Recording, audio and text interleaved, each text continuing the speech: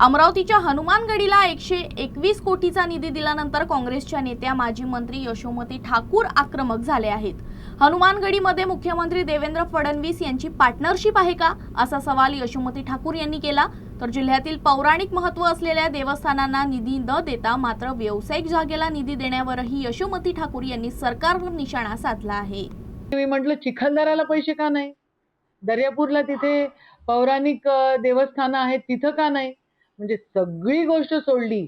क वर्ग, ब वर्ग, अ वर्ग काय असेल ते सगळे एकीकडे सोडून दिलं आणि कमर्शियल जागा ज्या ठिकाणी आहे तिथे पब्लिकचा पैसा, हा सरकारचा पैसा म्हणजे पब्लिकचा पैसा असतो, जो टॅक्स भरतो शेतकरी, त्या ठिकाणी जो देवाणघेवाण करतो त्याच्यामधनं तो पैसा येत असतो, जो सामान्य माणूस टॅक्स भरतो तो पैसा एखाद्या कमर्शियल जागेसाठी।